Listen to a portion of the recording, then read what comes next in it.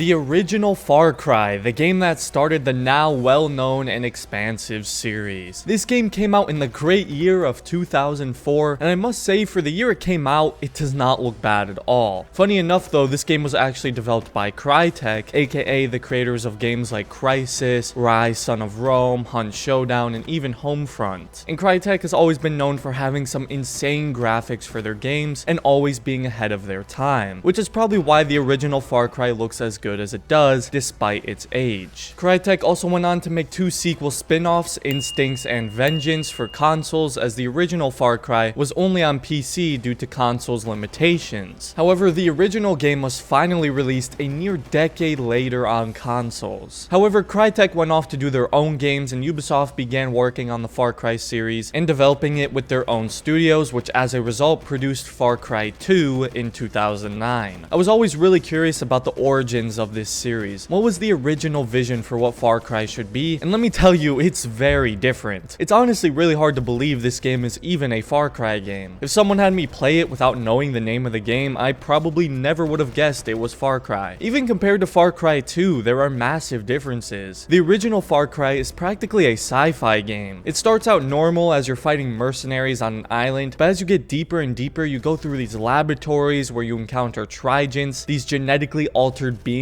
that are basically monsters. There's even a lot of horror elements in this game, with tight spaces, dead guards, and scientists left by the Trigens. Oh, that's nice. Needless to say, Far Cry 1 is a very unique game and stands out heavily from the rest of the series, and it was really interesting to play in 2021. Call me Doyle. How do I know I can trust you? Well, for starters, how about the fact that I haven't turned you in? That radio has a bioreader. Far Cry's story starts out as a bit of a mystery. You play as Jack Carver, a seemingly normal guy heading to these islands in the South Pacific with a girl named Valerie, when suddenly mercenaries ambush them, blow up their ship, and Jack is stranded on said island. In a lot of ways, it reminds me a bit of the setup to Far Cry 3, as you're stranded on an island with a bunch of mercenaries and have to fight and kill your way out to survive. Jack then finds a random phone and talks to a man named Doyle, who guides him through the island and will help him save Val. The story honestly reminds me of one of those old cheesy spy movies, and the game even embraces that proudly. What is this? A bad spy movie? Yes, that's exactly what this is. The voice acting is just so bad. The dialogue is cringy, but it's one of those things where it's so bad that it's good. I found the story hilarious, to be honest. Jack's cheesy comebacks and one-liners. I'm done. I'm not even getting paid for this crap. Val constantly getting kidnapped like a classic damsel in distress that you must save, and the evil scientists who's created Trigens that begin to take over the islands. It's a pretty interesting and comedic story, even if it's not trying to be. It certainly doesn't have a deep, serious, and engaging narrative like most Far Cry games that came after it, but for what it was entertaining. The characters were terrible, the dialogue even worse, and the underlying mystery / Jurassic Park vibes were crazy and ridiculous, and it was fun.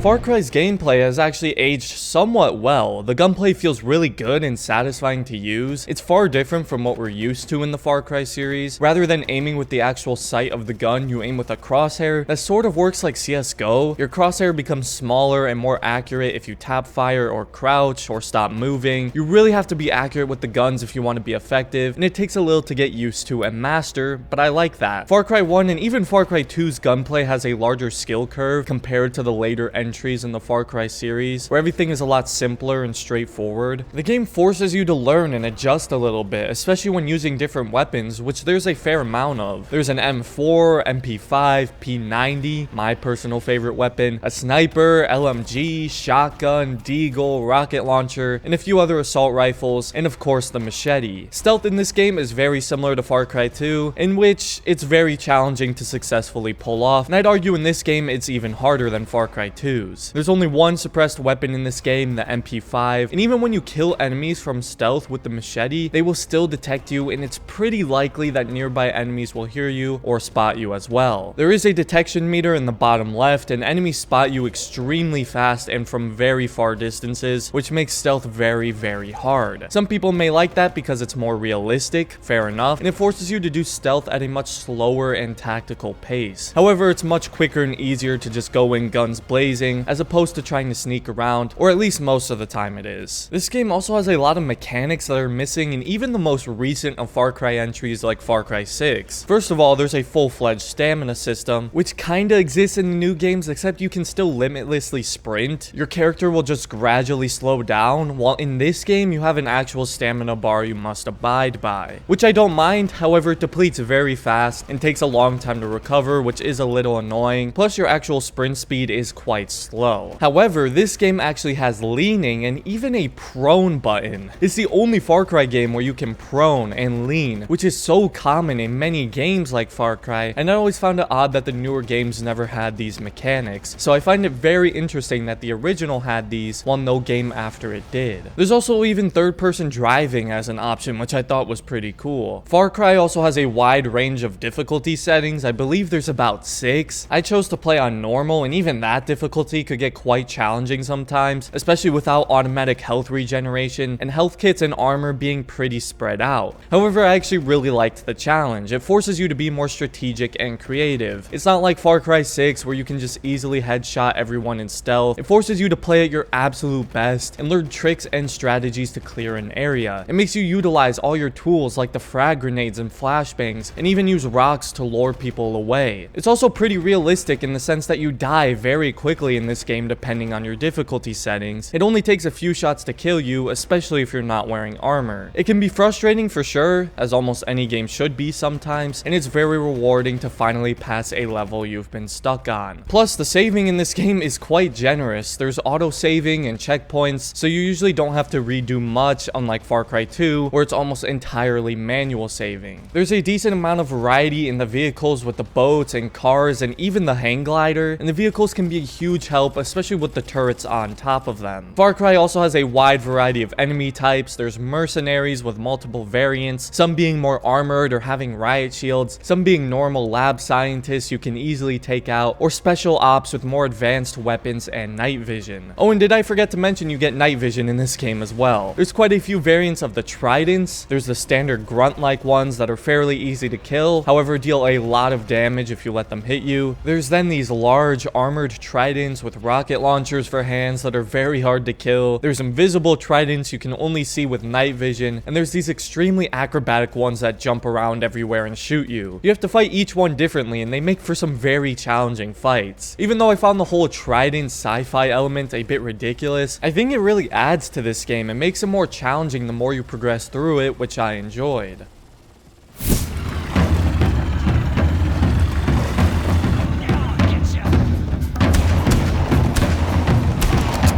Far Cry takes place on this large chain of islands in the South Pacific. It's not really an open world, or at least not the kind we're now used to. It's still pretty linear with only a few paths you can take. However, there is usually an opportunity for some light exploration where you can find some extra gear and armor. Like I said at the beginning of the video, it does remind me a lot of the Rook Islands from Far Cry 3. However, Far Cry also has a lot of levels in these laboratories or bunkers. They're more narrow and confined with dark corridors and hallways, usually filled to the brim with tridents and guards ready to take you out around each corner. These labs are usually where the horror elements kick in, with the dark, creepy aesthetic and dead bodies everywhere. These sections are really well designed, and there's a ton of variety in the settings and environments, even with all the different islands. I think the levels can start to get a little repetitive and drag in some areas, especially once you've encountered all the enemy types and have already faced all the new stuff the game throws at you, but there's still a few unique missions scattered in there, like a boss fight with a helicopter and a gunner sequence in a car. The game took me about 9 hours to complete, yet it still felt pretty long, so I think the length was just about perfect, and while it does drag a little in some areas, it really starts to pick up towards the end of the game, which refreshed me quite a bit.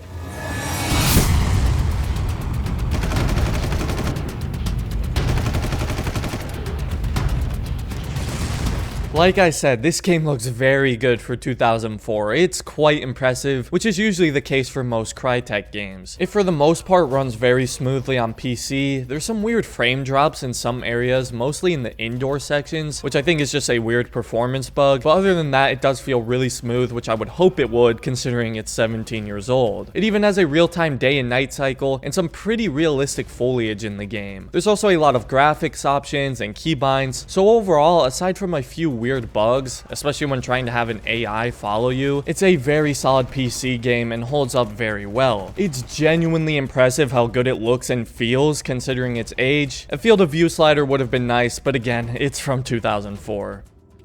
Far Cry 1 really surprised me. I was not expecting this much of a smooth and unique experience in 2021. In a lot of ways, the game holds up very well. It does still obviously show its age in some areas, but compared to a lot of old games from this era I've played, this one was definitely one of the smoothest and easiest to get running properly. Not to mention its unique premise and fairly in-depth gameplay systems that include features and mechanics not even in the newer Far Cry games. It may not be the best Far Cry game I've ever played, but I still enjoyed it quite a lot and it far surpassed my expectations. So if you've been wanting to give this game a shot, I'd recommend it, especially on PC. I'm not sure how it is on console. It was released on the consoles in 2014, but I can't speak for how it holds up on there, but I would imagine it's largely the same. Plus it's dirt cheap pretty much everywhere, so I think it's well worth it, especially if you're a big fan of the series or curious how it came to be and what started it all. But feel free to let me know what you guys think of the original Far Cry in the comments and if it still holds up well, or if this video helped you decide whether or not to try it out. If you enjoyed this review of Far Cry, consider checking out some of my other reviews for games in the Far Cry series. With this video, I've now reviewed all of them, or at least all of them aside from the old console exclusives, so check those out and consider subscribing for more Far Cry related content in the future. Other than that, thanks for watching and have a great rest of your day, everybody.